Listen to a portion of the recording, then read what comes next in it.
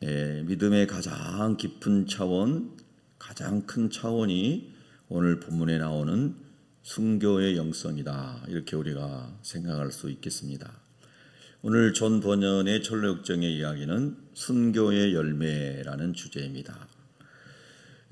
하늘 보좌를 비우시고 육신을 입고 오셔서 첫 번째 우리식으로 말하면 순교자가 되신 온 몸을 제물로, 속죄의 제물로, 화목 제물로 우리를 위하여 드리신 분이 예수 그리스도이신 줄로 믿습니다. 그분이 하늘의 미랄이었고 그분이 십자가에서 미랄이 되심으로 그분을 믿는 모든 사람이 구원받는 많은 열매를 맺게 된 줄로 믿습니다. 23절에 보면은 이렇게 예수님께서 하늘의 미랄이 되어 속죄 제물이 되신 것을 우리 주님께서는 인자가 영광을 얻을 때가 왔도다. 참 놀라운 역설이죠. 가장 고통스럽고 가장 견디기 힘든 십자가의 고난과 죽음을 예수님은 영광을 얻을 때가 왔도다. 인자가 영광을 얻을 때가 왔도다. 그렇게 말씀을 하십니다. 우리가 금요일 저녁마다 묵상하는 마태복음 묵상에서 지난 금요일에는 27장에서 예수님께서 로마 군병들에 의하여 조롱당하고 가시면류관을 머리에 짓눌려 씌워지고 침뱉음을 당하시고 뺨을 맞으시고 이런 본문을 우리가 지난 금요일 밤에 묵상했어요. 그런데 어떻게 그것이 인자가 영광을 얻는 것인가? 참 이해할 수 없는 말씀이잖아요. 근데 우리 주님은 예수님의 죽음을 통하여 수많은 영혼이, 오늘 저와 여러분이 예수를 믿고 하나님의 자녀가 되고 그리고 천국에 갈 수 있는 이런 놀라운 축복이 주님을 통해서 이루어지고 또 주님께서 모든 사람 이름 위에 뛰어난 이름을 얻게 되시고 영광의 처소에 앉게 되시기 때문에 이 고난도 인자가 영광을 얻을 때가 온 것이다. 이렇게 말씀하셨습니다. 여러분 구원의 확신이 있으시죠? 오늘 밤 만약 여러분 죽으셔도 천국 갈 수 있으시죠? 네, 제가 우리 교회 옆에 이렇게 가면은 교회 옆에 붙여놓은 그 글을 또 이렇게 읽어봅니다. 소리 내서 읽어봅니다. 프랭크 제너의 이야기입니다. 만약 당신이 오늘 밤 죽은다면 천국에 갈 수 있습니까? 네, 그런 말씀입니다. 네, 오늘도 우리 이제 우리 전도 파주 전도팀은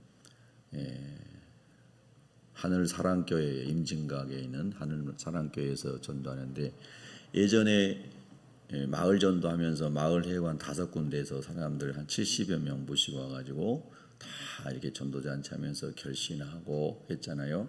오늘은 그 마을 회관 5군데를 또 다시 재방문해서 거기서 또 섬기고 또 복음의 확신을 더 계속 심어주고 이렇게 이제 하는 시간을 갖는다고 그래요. 오늘 저는 지방 행사 때문에 서울에 가서 예배 인도해야 돼서 참석을 못하게 됐는데요. 그래서 계속해서 그렇게 하나님 은혜 가운데 구원의 확신을 다시 심어주고 또 구원의 확신을 심어주고 계속해서 하나님 은혜 가운데 머물러 있게끔 돕는 역할이 이제 필요한 거죠. 우리가 이렇게 보면은 신앙생활을 열심히 했던 사람 중에 완전히 하나님을 떠나버린 사람들이 많습니다. 상당히 많아요. 그래서 계속해서 말씀을 묵상하고 구원의 확신 가운데 복음을 전하고 살 때에 믿음이 계속 자라고 믿음이 깊어지고 하나님 은혜 가운데 머물 수 있습니다. 그러니까 하나님 일을 우리가 주일날도 묵상한 것처럼 믿음의 동역자로 바나바처럼 계속 주님께서 주신 사명에 집중할 때 은혜가 더 풍성해지는 겁니다. 우리가 그런 삶을 살아가길 바랍니다. 그 구원의 확신이 하나님의 은혜가 충만함이 순교자들이 나오게 했다는 겁니다. 기독교 역사의 유명한 신학자 중에 터툴리안이라는 사람이 있어요. 이 터툴리안이라는 사람이 신학자가 뭐라고 그랬냐면 순교자의 피는 교회의 씨앗이다 그랬어요. 많이 들어보셨죠, 여러분? 굉장히 유명한 말씀이에요. 순교자의 피는 교회의 씨앗이다. 예수님이 피를 흘리심으로 많은 구원의 열매들이 생기고 그 예수를 믿음으로 수많은 선교사님들이 개척자들이 전도자들이 순교의 씨를 심음으로 많은 구원받은 사람들이 일어났기 때문에 터툴리아는 순교자의 피는 교회의 씨앗이다 이런 말씀을 남겼습니다. 여러분 우리 한반도에 복음이 들어오게 된 선교 역사를 봐도 참으로 많은 선교자들이 있었습니다. 우리 개신교 최초의 선교자는 토마스 선교사입니다. 토마스 선교사 여러분 많이 들으셨죠? 대동강변에서 목이 잘려 순교한 우리나라의 언더우드 선교사님과 아펜젤러 선교사님이 미국 장로교와 감리교 선교사로 공식적으로 파송돼서 이제 목회자로 들어온 선교사로서는 동일하게 두 분이 같이 들어오셨잖아요. 그런데 의료 선교사로서는 알렌 선교사가 1년 더 먼저 84년에 들어왔죠. 1884년에. 근데 그보다도 훨씬 전에 중국의 복음을 전하러 갔던 선교사들에 의해서 북한을 지금은 북한 땅이 됐지만 당시에 이 한반도 안에 성경책이 전달되고 복음이 전거되고요. 또 중국으로 무역하러 갔던 조선 사람들에게 복음이 전해져서 복음이 들어오고 이렇게 하나님의 역사가 있었습니다. 그 중에 영국 사람으로 중국 선교를 갔다가 한국에 대한 이야기를 듣고 이제 한국에 성경책을 전해주고 전도하러 왔다가 선교한 사람이 이제 토마스 선교사입니다. 토마스 목사님인데 참 귀한 분이죠. 또 최초의 한글 성경을 번역해 준 선교사님도 존 노스 선교사입니다. 지금의 중국의 심양 우리가 말하는 심양에 거기에 존 노스 선교사님의 기념관이 있습니다. 제가 2번인가 갔는데요. 거기서 이제 성경을 이제 번역해서 한국에도 복음을 전해야 되겠다 이런 이제 하나님의 마음으로 섬겼던 분이죠. 자, 먼저 토마스 목사님은 웨일스 지방의 영국의 웨일즈의 하노버라는 시골 마을 출신이라고 합니다. 하노버 교회를 담임하는 로버트 토마스 목사님의 둘째 아들이었습니다. 목사님의 아들이었어요. 런던 존슨 칼리지 대학을 졸업하고 영국에서 이제 대학 졸업하고 아주 그 평탄한 길을 갈 수 있었는데 1863년에 제가 태어나기 102년 전에 아내 캐롤라인과 함께 6개월간의 배를 타고 항해를 해서 중국 선교를 하러 갔습니다. 그 당시에 이제 선교 역사의 초기에는 주로 항구를 중심으로 이렇게 배를 타고 가서 내려서 전도를 하다가 내륙으로 들어가서 전도하고 이게 이제 선교의 효과적인 그 당시 비행기로 못 다녔으니까요. 그렇게 이제 선교를 했습니다. 그래서 영국에서 중국의 항구로 가는데 대략 6개월을 갔다고 그래요. 중국 선교를 하러 갔습니다. 그렇게 이제 중국에 가가지고 선교를 하는데 중국의 혹독한 겨울을 보내면서 그 아내는 홀로 남겨져 있고 같이 갔는데 이제 자기는 돌아다니면서 선교하면서 그 아내가 캐롤라인이 아이를 낳다가 유산하게 되고 피를 너무 많이 흘려서 아내도 죽고 아이도 다 죽었습니다. 이제 이렇게 되면 이제 선교사님이 선교를 포기하고 자기 나라로 돌아가야 되는데 이제 포기하지 않고 계속해서 이제 선교를 해야 되는데 선교지에 있으면서 세관에서 이제 통역사로 일했습니다. 세관에서 통역사로 일했어요. 그러다가 조선을 다녀오는 사람들의 이야기를 듣고 그 땅에 복음이 증거되지 않았다는 소식을 들어요. 그래서 조선 땅에 복음을 전하기 위해서 백령도에 와가지고 3개월 동안 백령도에서 지내면서 조선에 관해서 배웁니다. 조선이 어떤 나라인가, 조선의 백성들은 어떤 사람들인가. 제가 작년엔가 우리 목사님들 공부 모임에서 백령도 가려고 인천항에 갔다가 너무 이제 이 날씨가 안 좋아가지고 배를 출항을 못하게 했기 때문에 못 갔다고 한 말씀드렸죠. 그래서 김포 강화도에 기독교 유적지를 이렇게 쭉 탐방했다는 말씀을 제가 드리는 것 같습니다. 백령도를 그래서 한번 가보고 싶은 거예요. 선교사님들이 거기 와서 우리도 지금 인천에서 이렇게 백년도 가려면 5시간인가 6시간 100길로 그렇게 된다고 그러더라고요. 그런데 거기 와서 3개월 동안 머물면서 조선을 연구하는 거예요. 그리고 조선 사람들의 말에 귀를 기울이는 겁니다. 그러다가 여러분이 잘 아시는 미국 상선 제너럴 셔먼호를 타고 통역관으로 조선 땅을 밟습니다. 우리가 학교 다닐 때 고등학교 때 배운 것처럼 흥성대원군이 쇄국정책을 펴고 엄청난 박해를 할 때, 캐톨릭 신자들이 수도 없이 순교당할 때, 그때 이제 그 제너럴 셔먼을 타고 성경책을 많이 가지고 이렇게 한문 성경입니다. 중국에서 번역한 한문 성경을 가지고 이제 왔습니다. 근데 이제 그 다음에 있었던 이야기들 여러분 많이 들으셨지만 다시 한번 이제 상기시켜 드리면은 그 제너럴 셔먼을 타고 대동강변에 와서 토마스 목사님이 복음을 전하려고 그랬는데 그 배가 불타서 이제 조선 군인들이 불화살을 쏘고 막 이제 전쟁이 일어나잖아요. 그래서 큰 어려움을 당하게 돼요. 그럴 때 이제 성경책을 막 이제 강변에 몰려온 사람들에게 군인들에게 막 이제 조선 병사들이 던졌어요. 그리고 이제 그 배가 다 불탈 때 바다에 뛰어내려서 헤엄을 쳐서 해안으로 나왔습니다. 대동강변에서 이제 참수를 당하는데 그 토마스 선교사의 목을 자른 사람이 박충권이라는 사람입니다. 박충권. 참 역사의 기록이 참 그래서 중요한 것 같아요. 기록한다는 게 참 중요한 것 같아요. 박충권이라는 사람이 토마스 선교사의 목을 잘랐습니다. 당시의 개념으로 보면 박충권이라는 사람은 애국자인 거예요. 조선의 정책에 순응하는 충성스러운 사람이죠. 그러나 하나님이 보실 때는 너무 불쌍한 사람이고요. 어쨌든 박충권이라는 사람에서 죽어요.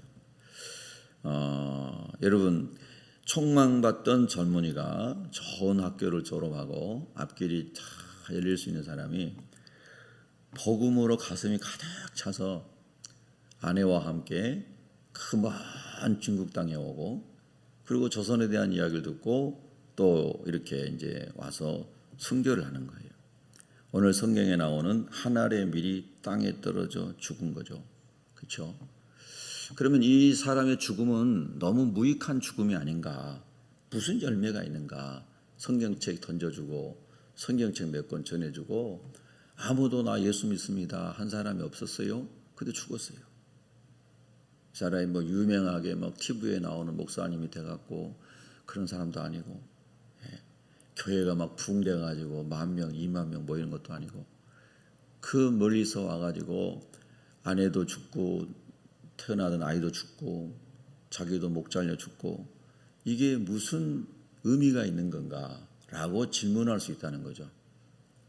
불신자들은 말할 것도 없고 예수 믿는 사람들도 늘 보이는 것에 너무 많이 매력을 느끼고 치중이 되니까 열매가 없는 죽음에 대해서 그렇게 생각할 수 있다는 거예요. 여러분 항상 우리가 눈에 보이는 것만이 열매가 아닌 것을 기억하셔야 됩니다. 할렐루야. 예수님이 처참하게 죽으실 때에 제자들이 그래서 다 도망간 거죠.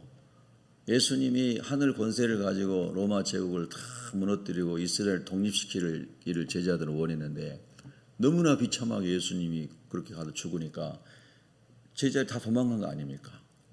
예수님 십자가의 죽으심으로 온 인류가 믿음으로 구원받는 이 엄청난 축복을 제자들이 깨닫지 못한 거죠. 어쨌든 토마스 선교사는 이제 그렇게 순교를 했습니다. 자, 그런데 대동강변에 구경 나온 사람들 중에서 토마스 선교사의 성경 3권을 받았던 12살짜리 소년이 있었습니다. 그 사람 이름이 최치량이라는 사람입니다. 최치량. 이름이 참 독특하죠. 최치량이라는 소년이 12살 난 소년이 죽어가기 전에 나눠준 토마스 선교사로부터 성경책 3권을 받았습니다. 그러나 그 당시에 성경은 금서였기 때문에 성경을 읽을 수도 없었지만 무서워서 들고 다니지도 못했습니다. 성경을 들고 다니다가 잡히면 죽으니까요. 그래서 평양 강명 경비를 섰던 박영식이라는 사람에게 줬대요. 경비병인 거죠. 평양의 경비병인 박영식이라는 사람에게 최치량이라는 소년이 성경 3권을 줬어요. 최치량이라는 사람도 이 성경책을 들고 다니며 읽으면 안 돼요. 그래서 이 사람이 성경책을 다 종이를 찢어가지고 자기 집에 벽지로 발랐다는 거예요. 옛날에는 이제 벽지가 부족했으니까 저희도 시골에 살 때는 뭐 벽지가 신문지 다 발랐지 않습니까? 신문지. 그래서 이제 그걸로 발랐어요. 시간이 흘려서 이 최치량이라는 사람이 이제 나이가 들고 그래서 이 박영식이라는 사람이 집을 인수해서 주막을 운영하게 됐다고 그래요. 최치량이 여러분 이름이 좀 어렵잖아요. 저도 이거 다 공부한 거고 지난해에도 이거 다 공부했는데 우리 목사님들 모임에서요. 이름이 누구 빨리빨리 잘 안 외워지더라고요. 외워졌다가도 또 잊어버리고 그러더라고요. 그래서 지금 보고해야 돼요. 지금 저도 헷갈려가지고. 그래서 이제 이 최치량이라는 사람이 박영식의 집을 인수해서 주막을 운영하게 됐는데 그때가 토마스 선교사님이 순교한 지 27년이 지난 다음이었다. 27년이 지난 다음에 여러분이 잘 아시는 마페 선교사님 그리고 그레암 리라고 하는 선교사님이 평양에 복음을 전하러 왔습니다. 이때 이제 뭐 그 장로교 1호 평양신학교 졸업하고 목사님이 되었던 이기풍 목사님 같은 이런 깡패들이 막 평양을 주름잡던 시절이었잖아요. 그래서 이제 복음을 전하는데 이 최치량의 주막에서 이제 잠을 자게 됐다는 거예요. 전도 여행 다니면서 이제 그런 데서 잤잖아요. 나그네들이 이렇게 잤어요. 그런데 주막 온 사방이 한문 성경으로 벽지가 되어 있는 것을 이 마페 선교사님과 그레암 리 선교사님이 이제 보게 됐다는 겁니다. 참 신비한 일이죠.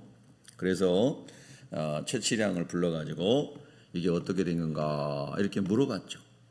그랬더니 토마스 목사님의 그 순교 이야기, 순교하면서까지 복음을 전하려고 성경책을 나눠줬던 이런 이야기들을 이제 하게 됐어요. 그리고 이제 이 최치량이라는 사람이 토마스 선교사님의 이야기를 마펙과 그레암 리와 이렇게 하다가 하나님의 은혜가 강력하게 이 사람에게 임한 겁니다. 이 최치량이라는 사람에게. 그래서 마페 선교사님과 그레암 리 선교사님의 전도를 받고 회개하고 예수를 믿게 돼요. 하나님의 역사인 거죠. 그리고 이 소식을 들은 박영식이라는 사람이 역시 성령의 감동으로 회개하고 복음을 듣고 그리스도인이 되었어요. 그러니까 다시 말해서 이 성경책과 관련된 사람들이 다 예수를 믿어요. 할렐루야. 그리고 그 주막이 평양의 널다리 교회가 됐어요. 주막집이 교회로 바뀌었단 말이죠.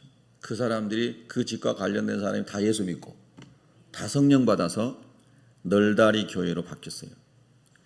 교회로 바뀌어서 주일마다 막 종을 치고 예배를 모이고 이렇게 선교사님들이 예배인들을 하는데 토마스 목사님을 죽인 죄책감에 시달리던 박충건이라는 사람이 주일마다 교회에서 드리는 종소리를 듣고 선교사님들이 전하는 복음을 듣고 이 사람이 죄책감을 느끼기 시작하는 거예요. 박충건이라는 사람, 토마스 선교사의 목을 자른 사람. 그 사람이 그래서 이 사람이 마페 선교사를 찾아가가지고 내가 토마스 선교사를 죽인 사람입니다. 회개하고 예수님을 믿었어요. 할렐루야. 참 신기한 거죠. 그래서 토마스 선교사님은 누구도 그때 나 예수 믿겠습니다 한 사람이 없이 본인만 처참하게 죽고 아내와 아이도 죽고 아무 열매가 없는 것 같았지만은 시간이 지나서 하나님께서 그 말씀과 관련된 사람들을 전부 구원하셨다는 거예요. 할렐루야. 그리고 그 평양에 그 유명한 장대현 교회가 세워진 거예요. 이 널다리 교회가 장대째 교회였고 장대째 교회가 장대현 교회가 된 겁니다.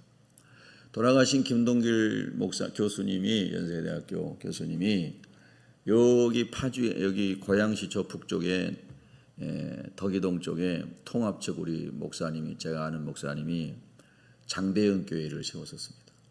그 왜 장대현 교회를 세웁니까? 그런데 북한의 장대째에 있었던 그 교회가 장대현 교회인데 거기에 김일성이가 다 교회를 없애고 김일성 동상을 세웠잖아요. 그래서 다시 통일이 되면은 자기가 북한의 그 장대제에 다시 교회를 세우고 싶은 마음으로 여기 덕양구에 장대현 교회를 개척을 해서 세웠어요. 그래서 강사를 김동길 교수님을 모셨어요. 김동길 교수님 거기 교회 다녔던 사람이니까 오셔가지고 그 당시에 평양 이야기, 그 당시에 그 교회 다니셨던 이야기, 이런 이야기를 간증을 쭉 하시는데 제가 참 은혜가 되더라고요. 살아있는 증인이시구나. 살아있는 증인. 김영석 교수님 지금 살아계시는 그분도 다 거기서 신앙생활했던 분입니다. 김일성이하고 어린 시절에 같이 놀았던 사람들, 김영석 교수님 같은 분들. 그러니까 한 교회에서 신앙생활하고 은혜를 받았는데 한 사람은 마귀 종이 되고 한 사람은 그리스도의 종이 된, 참 신비한 일이에요. 또 연세대학교 역사학 교수님이 그런 말씀하시더라고요. 김영석 교수님하고 김일성 이름이 김형준가요? 네, 다 자기 집안이라고. 신기한 겁니다. 하나님의 은혜 가운데 계속해서 믿음의 길을 잘 가는 사람이 있고 마귀의 종이 된 사람이 있고 그런 거예요. 한 집안이고 뭐 같은 동네고 한 교회 출신이어도 그렇다는 거예요. 어쨌든 그래서 널다리 교회가 장대제 교회가 되고 장대현 교회가 되었습니다. 그리고 여러분이 잘 아시는 것처럼 그 장대현 교회에서 놀라운 평양 대부흥이 시작이 되는 거죠. 회개 역사가 일어나고 많은 하나님의 은혜가 부어져서 놀라운 교회사를 아주 뒤집는 엄청난 부흥의 파도가 일어납니다. 여러분, 이 모든 조선 반도의 한반도의 부흥의 단초가 되신 분이 토마스 선교사다. 이렇게 교회 사가들이 이야기합니다. 근데 여러분 보세요. 토마스 선교사님의 선교의 희생은 존 노스 목사님에게도 영향을 끼쳤습니다. 존 노스 목사님은 스코틀랜드 출신 목사님이세요. 이분은 언어의 은사가 있어서 5개 국어를 능통하게 했다고 그래요. 5개 국어를. 그래서 이 스코틀랜드 선교부에서 존 노스 목사님을 중국 선교사로 원래 보내지 않으려고 했대요. 이분이 워낙 언어에 능통하니까 선교본부에 살 일이 너무 많은. 그래 자기는 중국 선교사로 가겠습니다. 그래서 존 노스 선교사님도 중국 선교사로 갔는데 똑같이 토마스 선교사님 같이 그런 루트를 통해서 배를 타고 6개월간 항해를 해서 중국에 들어가는데 존 노스 선교사님도 중국에서 사모님이 아이를 낳다가 중국에서 죽습니다. 참 이 우리나라나 중국이나 세계 선교 역사 보면은 선교사님들이 선교제 해가지고 거의 아내들이 죽어요. 자녀들도 죽고. 참 그건 감당할 수 없는 고통일 것 같아요. 다 하늘의 미랄이 썩어져 죽었다는 얘기죠. 여러분, 그래서 여러분이 가끔씩 1년에 한 번씩이라도 저 여기서 멀지 않는 선교자들의 해외 선교사들, 선교자들의 묘지가 있는 곳에 한 번씩 가보세요. 가서 거기서 쭉 그 묘비를 읽으면서 기도해 보세요. 우리가 예수 믿는 것이 이렇게 많은 선교자들이 피값이 있었구나. 그리고 그 아래쪽에 내려가면 선교자의 묘비 중에 저 아래쪽으로, 그러니까 강변 쪽으로 해서 아래쪽 가면 어린아이들 죽은 아이들만, 어린아이들 선교자들만 따로 묘비를 다 모아놨습니다. 거기에. 오자마자 낳자마자 죽은 아이, 1살 때 죽은 아이, 몇 살 때 죽은 아이, 이런 아이들 다 순교비밀 따로 아래쪽에다 해놨어요. 우리는 애 하나 낳으려면 얼마나 애지중지하고 낳으면 또 산후조리원에 가가지고 수백만 원씩을 내면서 산후조리하고 요즘 시대 그러잖아요. 얼마나 참 정성을 들입니까? 그런데 하나님의 말씀을 전하기 위해서 중국 땅에 왔고 우리 한국 땅에 왔던 많은 선교사들은 정말로 감당할 수 없는 시련을 겪었어요. 그런데 그런 시련들을 겪었을 때 포기하고 자기 나라로 돌아가지 않았다는 거예요. 참 눈물 나는 이야기죠, 여러분. 뭐가 아쉬웠어, 그 사람들이. 하나님의 구원이 그들 가운데 확실하게 누려지고 천국의 도성이 누려지지 않으면 절대로 할 수 없는 일이에요. 할렐루야. 여러분과 저도 세상을 다 초월할 수 있는 천국의 은혜가 항상 영혼에 가득할 수 있도록 기도하십시다. 성령의 감동이 항상 우리 영혼을 채우도록 기도해야 합니다. 예수님 십자가 하면은 눈물이 나면 좋겠다. 감사의 눈물이 났으면 좋겠다. 그런 영성을 하나님이 달라고 기도하실 수 있기를 바랍니다. 우리 모두가 할렐루야. 그래서 존 노스 선교사님도 큰아이를 낳다가 아내가 죽고 참으로 힘든 그런 삶 가운데 있었는데 이분도 많은 선교자들의 뒤를 따라 간다는 거예요. 이 존 노스 선교사님 시대에 그분보다 좀 먼저 왔던 윌리엄슨이라 조선에서 선교사의 이야기를 이 존 노스 목사님도 듣게 됐다는 겁니다. 그래서 이 존 노스 목사님도 한 번도 복음이 들어간 적이 없는 조선을 품고 기도하기 시작했다. 선교사가 계속해서 거기 들어가서 이렇게 복음을 전할 수 있는 길이 열리기를. 그래서 존 노스 목사님은 조선에 대한 정보를 얻기 위해서 조선 사람들의 왕래가 많은 당시의 고려문이라고 하는 곳에 가서 조선 사람들을 만나기를 원했다는 거예요. 야, 여러분 우리가 누군가를 전도하고 어느 동네가 전도하고 이렇게 할 때에 하나님께서 이 지역에서 복음을 전하기 원하는데 하나님 예비한 사람을 만나주세요. 만나게 해주세요. 바울이 에게를 건너서 마게도냐로 갔을 때에 기도하며 강변에서 있을 때에 루디아를 하나님 예비하신 것처럼 할렐루야. 매일같이 하나님이 저와 여러분의 그렇게 전도의 문을 열어주시고 사람들을 붙여주시기를 우리 기도합니다. 할렐루야. 그 고려문에서 조선 사람을 만나고 조선의 정보를 얻기 위해서 있었는데 의주 출신의 청년 이응찬이라는 사람을 만나게 됐다는 거예요.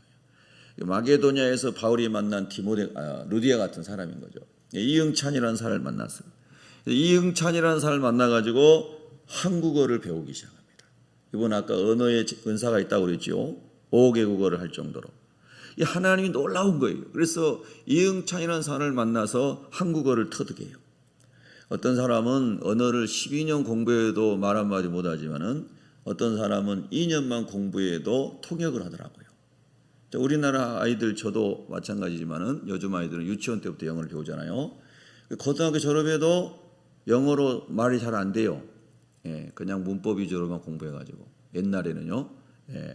근데 제가 중국의 심양신학교 가서 매년 아이들을 가르치다 보니까 이 아이들은 한국말을 2년 내에 통역을 거의 다 해요. 너무나 신비로운 거죠. 우리는 영어를 12년 공부해도 뭐 영어 설교 한마디도 못할 정도로 그런데 그 아이들은 2년간 3년 하면은 자유롭게 한국말로 통역을 합니다.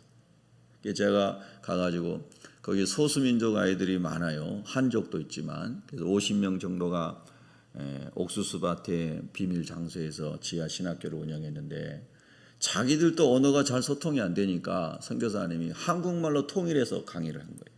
중국 사람들끼리도 소수민족의 언어가 달라가지고 말이 안 통한 사람이 있어가지고 그러니까 한국말 가르치는데 자기는 농사 다 옥수수 농사 지면서 목에다가 한글 성경 구절 걸고 막 보면서 밭일을 하는 거예요. 그러니까는 기가 막힌 거죠. 우리 교회 아이들이 거기 가서 다 울었잖아요. 수년 전에 거기 이제 여름 아울리치 가가지고 그 아이들이 사는 거 보니까 다 회개할 수밖에 없는 거예요. 새벽 3, 4시 일어나가지고 찬물로 영하 20도 되는 겨울에도 다 세수하고 따뜻한 물이 어디 있어요? 그 찬물로 양치질하고 자기들이 조 짜가지고 밥 다 하고 그 다음에 성경 공부하고 예배드리고 그 다음에 농사 짓고 이렇게 사는 거예요. 야, 정말 대단해요. 근데 그 아이들 중에는 대학을 졸업하고 온 아이들도 있고 저 귀지성이나 뭐 이런 깊은 산 속에서 타잔처럼 살다가 온 애들도 있는 거예요. 글을 하나도 모르고. 그러니까 한국말을 가르쳐갖고 다 통일시켜. 야, 참. 그런데 보통 3학년 5년제 신학교인데요. 3학년 정도 되면 통역을 다 유창하게 합니다. 야, 이 대단한 거 여러분 참 이게 안 믿기실 거예요. 봐야지 그런 진짜 놀라는데 여러분. 근데 지금은 시진핑이 다 쫓아내가지고 중국의 신학교는 없어지고 제주도에 와가지고 한 10몇 명이 지금 공부하고 있습니다. 그래서 이 이응찬이라는 사람을 만나요. 그리고 이응찬이라는 의주 청년이 백홍준, 이성아, 김진기 이런 사람들에게 또 이렇게 하나님 연결을 시켜줘서 이 사람들과 함께 존 노스 선교사가 성경을 번역하기 시작하는 거예요. 할렐루야. 그래서 1882년에 언더우드 선교사가 들어오기 전 3년 전에 이미 누가복음서가 한글로 나왔어요. 참으로 신기한 겁니다. 그래서 조선 땅에 이미 누가복음 성경이 다 퍼뜨려지고 있는 거예요. 그래 이제 나중에 언더우드 선교사도 이제 성경 번역했던 분이잖아요. 들어서 보니까 이미 조선에 성경책이 있는 거예요. 한국어로 번역된 책. 그래서 더 복음이 빠르게 증거되는 길이 열려져 있었던 겁니다. 참 신기한 일이에요. 그래서 1887년에 최초의 한국어 신약 성경인 예수 성교 전서라는 책이 이미 1887년에 완간이 됐어요. 신약 성경이. 여러분 너무 놀랍죠? 토마스 선교사의 순교의 씨앗이 계속해서 믿음이 하나님의 은혜로 성령으로 전달되고 순교의 영성이 전달돼서 또 다른 선교사들이 순교하고 또 다른 하나님의 사람들이 흥성대원군의 포갑에 죽어가면서도 복음을 전하게 돼서 오늘 저와 여러분 이렇게 좋은 환경에서 하나님 예배하는 사람이 된 줄로 믿습니다. 여러분 우리도 하나님의 인도를 따라서 한 걸음 한 걸음 복음을 위해 살아갈 수 있는 이런 놀라운 은혜 입기를 원합니다. 할렐루야. 그래서 오늘 성경 말씀 예수님의 그 말씀이 예수님께서 가신 그 길을 예수님 말미암아 구원받은 사람들이 그 길을 갔고 우리도 하나님 어떻게 인도하실지 모르지만은 매일 하루하루를 이렇게 말씀을 따라 살아갈 때에 하나님께서 많은 열매를 거두게 되실 줄로 믿습니다. 기도하겠습니다.